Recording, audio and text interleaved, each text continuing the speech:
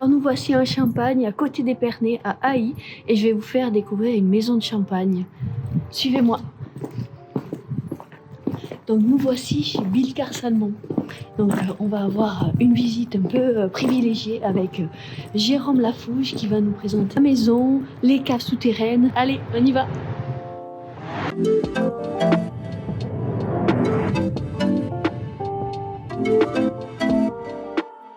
Alors ça c'est le tout dernier projet de la maison chez Foudre, 24 foudres de 8000 litres qui ont été fabriquées spécialement pour nous pour la fermentation à froid.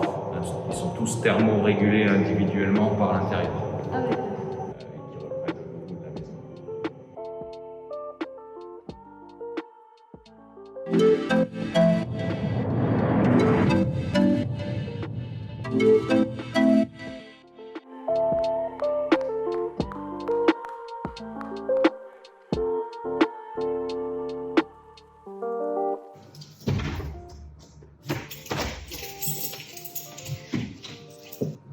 Encore une fois, on n'est pas loin de 3 km. Ici, il fait 12 degrés naturellement, constant, et par contre 85% d'humidité. Ce sont les caves les plus humides de Champagne. C'est parce qu'il y a une nappe phréatique sous le village. C'est un labyrinthe. Ah, c'est un vrai labyrinthe. En plus de ça, il y a beaucoup de parties des caves là, qui ont été rachetées au fur et à mesure du temps, puisqu'il n'y avait plus de place pour construire. Donc la seule manière de s'agrandir, c'était de racheter les bâtiments qui étaient libres autour de la maison. Et à chaque fois qu'on rachète un bâtiment, il y a les caves qui viennent avec.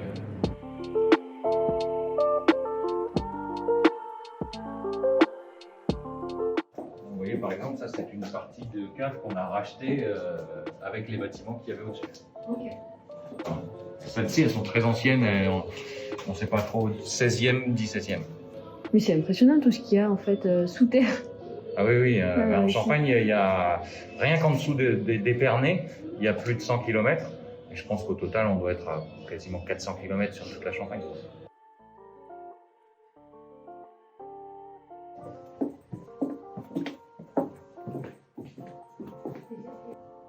Donc vous avez vu ici, tout est stocké sur latte.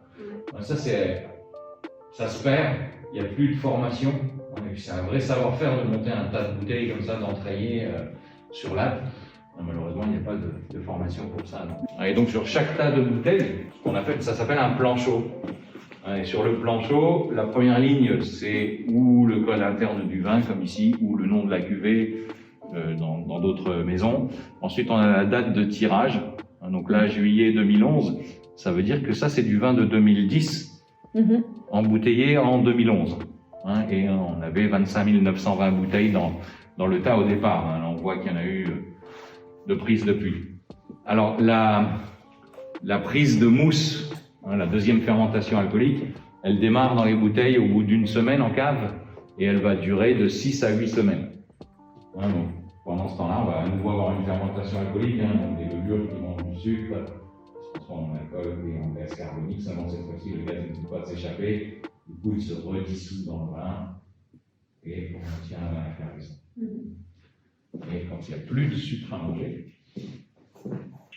les levures meurent et elles passent à l'état de lie. Et les lies vont continuer à nourrir le vin et à développer les arômes de levure, donc de mie de pain, de croûte de pain, de croissant, de brioche, etc. Et là, on voit bien la capsule avec en dessous le bidule. Donc pour rappel, dans l'appellation Champagne, c'est 15 mois minimum sur lit pour un non millésimé, 36 mois pour un millésimé.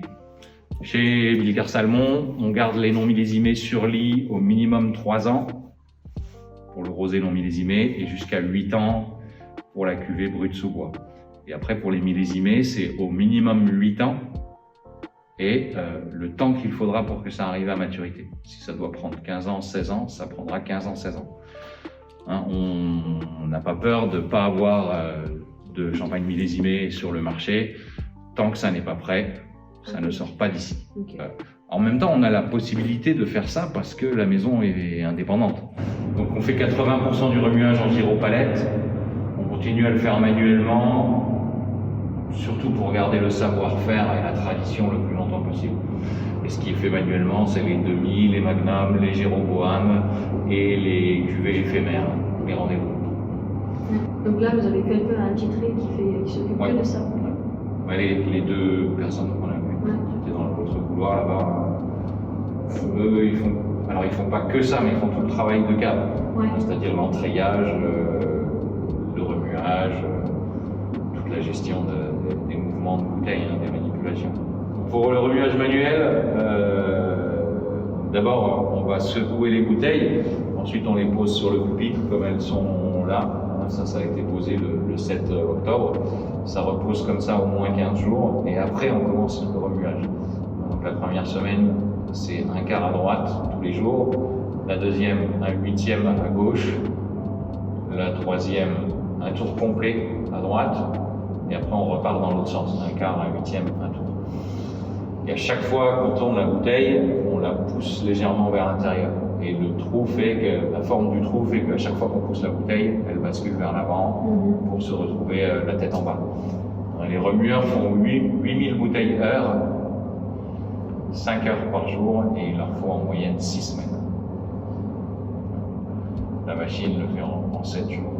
Et alors une fois que toutes les lits sont bien dans le bidule, parce que c'est ça le but du jeu, c'est d'amener toutes les lits dans le bidule, on va stocker les bouteilles dans le même genre de cage que ça. Par contre, on va les mettre sur la pointe. Et on va les laisser reposer comme ça sur pointe encore 15 jours minimum avant de les emmener au dégorgement.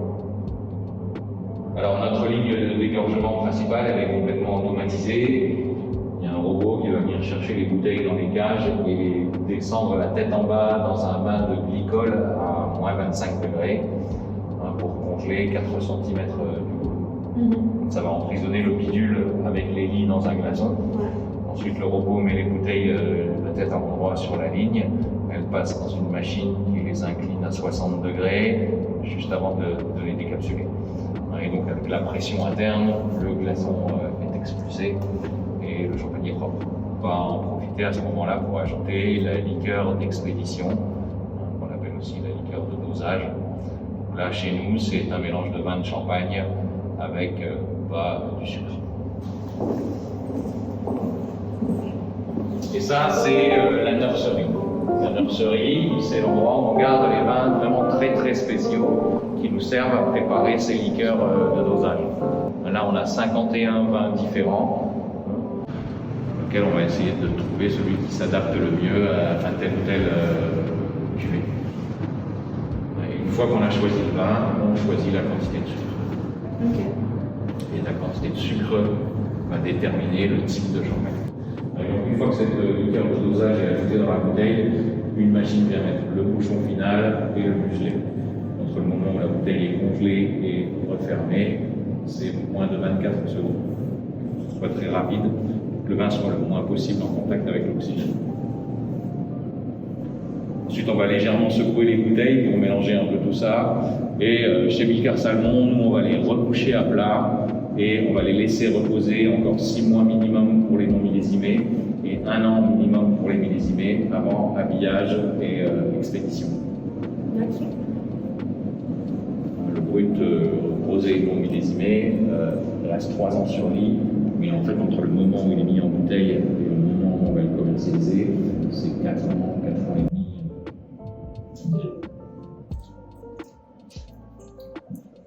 Si vous voulez laisser un petit mot sur le mur.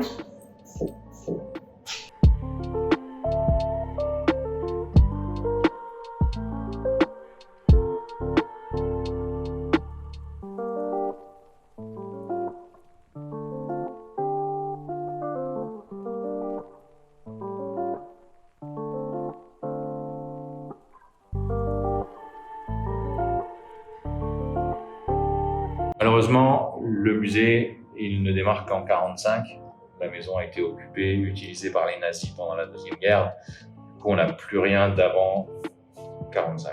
Ici, le village a été complètement vidé de tous ses habitants et les Allemands sont servis comme camp et la maison ici comme milieu de vie pour les officiers supérieurs et pour le stockage de munitions, etc., de protection contre les bombardements, etc. Donc ils ont vidé toutes les caves, tout ce qui était stocké en cave a été envoyé en Allemagne pour la plus grande partie, et le reste ils l'ont consommé pendant qu'ils étaient là. Et Monsieur Jean, qui a commencé avec la fermentation à froid, là, qui a 98 ans maintenant, lui, son père et lui ont été envoyés en travail forcé en Allemagne jusqu'en 1943. Après, ils les ont fait revenir ici parce qu'ils commençaient à plus avoir assez de champagne. Donc, il fallait commencer à reproduire et ils ont récupéré tous les vignerons qu'ils avaient prisonniers en Allemagne pour commencer à reproduire.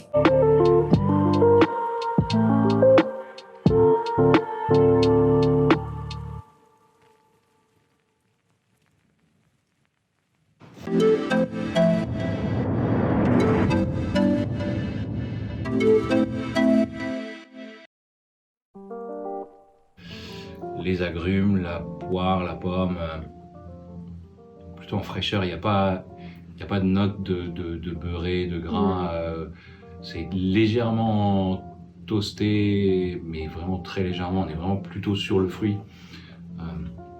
Et on retrouve ça très bien au palais également, en bouche. Ouais, justement, une belle tension. Oui, il y a beaucoup de tension. Ça termine sur des notes un peu salines, un peu iodées.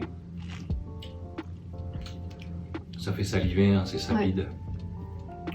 Moi, ça, c'est agréable. Moi, c'est des trucs comme ça qui me plaisent parce que ça redemande. Quand c'est comme ça, c'est très plaisant en fait. C'est tout à fait ça. Hein. On a plutôt tendance à en revouloir un verre.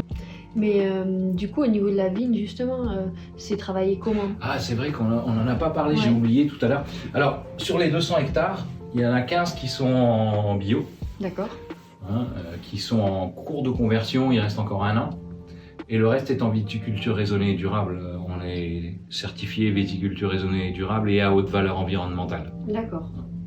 Mais là, c'était vouloir faire un essai, c'est pour ça que vous avez fait sur... Alors ça fait le Clos Saint-Hilaire par exemple, ça fait plus de 10 ans qu'il est travaillé en bio, même un peu plus que du bio, quelque part entre le bio et la biodynamie. Mais on n'avait jamais demandé les certifications parce qu'en fait, déjà, c'était beaucoup moins important que maintenant, enfin tout du moins pour ce qui est de la clientèle. Et puis même, on estimait que c'était pas nécessaire. En plus, on fait des assemblages. Donc on va mélanger des vins qui sont en bio et d'autres qui sont pas. Ouais. Voilà. À part peut-être pour le Clos Saint-Hilaire. Peut-être qu'une fois qu'on aura la certification pour le Clos Saint-Hilaire, on le mentionnera. Le second, c'est donc la cuvée brute sous bois. Alors ça, c'est la dernière création de la maison dans la gamme permanente.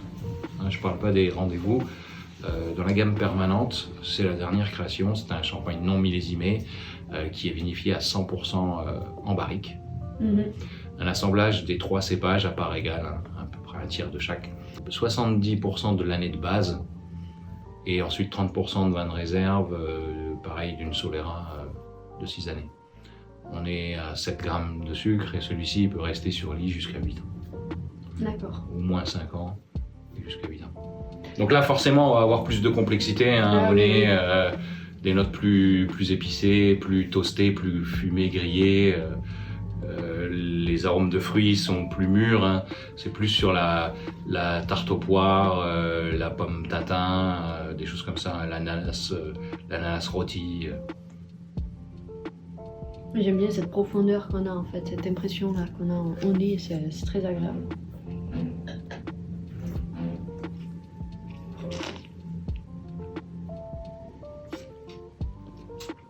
On sent bien quand même qu'il y a beaucoup plus de... Ça tapisse beaucoup plus la bouche, c'est de matière, c'est de volume.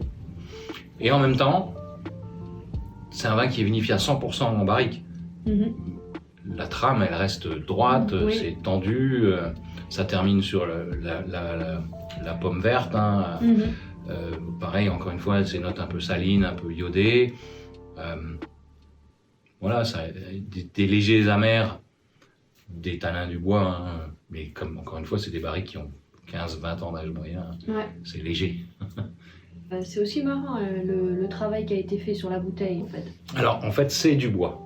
Ok. C'est du cerisier. Du coup, chaque étiquette est légèrement différente, puisque c'est des vrais morceaux de bois. Ça, c'est pas possible de refaire à chaque fois la même chose. La François, c'est la cuvée millésimée traditionnelle de la maison, la grande cuvée. Elle a toujours existé. L'assemblage a très peu varié au cours des siècles. L'assemblage, c'est toujours 60 pinot noir, 40 chardonnay. Là, on est sur le millésime 2007. On a autour de 20% des vins vinifiés en barrique. C'est dosé à 6 grammes. La bouteille a été dégorgée, celle-ci, celle qu'on va déguster ce matin, en juillet 2019. Donc ça fait 11 ans sur l'île. Et ça fait déjà 2 ans qu'elle a été dégorgée. Là, on monte encore d'un étage en termes de complexité. Le beurre fondu, le beurre noisette, les fruits secs. Enfin, quand je dis fruits secs, fruits à coque, noisettes, etc. Il y a des notes de miel, il y a des notes de gingembre.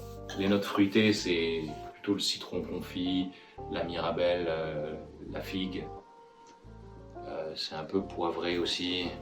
Il y a beaucoup de complexité aromatique. Depuis hier, on a appris qu'on avait eu un 97 sur 100 pour la cuvée Nicolas François 2007 et dans les 50 meilleurs vins du monde. C'est une très belle distinction en tout cas. Et alors pour la petite histoire, un des meilleurs spécialistes du champagne européen, en tout cas probablement même dans le monde, est un monsieur suédois qui s'appelle Rickard Julin. Et Julin, à la fin des années 90, il a voulu classer les 100 meilleurs champagnes millésimés du dernier millénaire. Et donc il est venu en Champagne, il a demandé à tous les meilleurs producteurs ce que eux estimaient être leurs 2 meilleurs champagnes millésimés. Il fallait qu'ils soient disponibles à la vente, il voulait les acheter, il voulait pas qu'on lui donne ça. Donc il en a récolté 150 et quelques. Et il a demandé à 5 autres spécialistes de faire une dégustation à l'aveugle avec lui pour classer les 100 meilleurs. Il avait tout organisé près de Stockholm, dans une villa qu'il avait louée spécialement pour ça. Et donc c'est une dégustation complètement à l'aveugle, sans pouvoir communiquer entre les dégustateurs. Et à la fin de la dégustation, ils ont mis toutes leurs notes en commun pour donc classer les 100 meilleurs. Et il y avait 2 Nicolas François dans cette dégustation, le 59 et le 61. Et le 61 a terminé 2e, juste derrière le 59. Premier et 2e meilleur champagne millésimé du dernier millénaire. Alors à l'époque, elle s'appelait pas encore Nicolas François, puisqu'elle a pris le nom de Nicolas François en 64. D'accord. Et avant, elle s'appelait comment? Elle n'avait pas de nom, c'était juste le champagne millésimé. Ok. Voilà, la grande cuvée, le champagne millésimé de la maison. Moi, je suis toujours impressionnée quand je vois toutes ces bouteilles là. Empilées les unes, je me demande comment il faut pas que ça les touche parce que sinon tout s'écroule. Mais en fait, non. Non, c'est assez résistant. Hein. Les gars qui entraillent disent qu'on peut se promener en vélo dessus. Ça tombe pas. J'ai essayé, j'essayerai jamais, au cas où. Mais c'est des très jolis champagnes et puis moi c'est une maison que je suis depuis un petit moment. Hein, et effectivement, je l'ai connue plus par le rosé, comme vous disiez, qui est un peu la référence. C'était pas vraiment recherché cette histoire de rosé qui devienne la référence, et des fois c'est un peu contraignant, ou ça nous limite un peu, et surtout aux États-Unis par exemple, il y a beaucoup de gens qui pensent qu'on fait que ça, qu'on fait que ce rosé-là, et que même plus que le salmon se réfère à la couleur du vin. Ah oui. Salmon pink. Ok. Que c'est pas le nom de la maison, donc voilà, des fois c'est un peu ça limite. Notre rosé, si il y a beaucoup de monde qui l'apprécie, c'est parce qu'il est très versatile dans le sens anglais du mot. C'est-à-dire qu'on va pouvoir le boire dans toutes les situations. Que ce soit tout seul comme ça pour l'apéritif ou pour célébrer quelque chose, aussi bien à table et avec beaucoup de types de cuisine différents. Non, c'était une très belle visite. Et puis moi, si je dois dire, c'est vrai que j'ai un petit coup de cœur sur celui-ci. Le sous-bois. Le sous-bois. Pour le côté prix, etc., c'est vrai que je trouve qu'il est super intéressant. Voilà. Voilà, c'est pour ça que je dis ça. Il y a vraiment un très bon rapport qualité-prix sur celui-ci, c'est sûr et certain. Et voilà comment je ressors de chez Bilka Salmon, les bras bien chargés. Je me fais les muscles, comme vous voyez. J'ai même pas assez de bras pour porter tout. Alors, mais voilà, c'était très sympa la visite.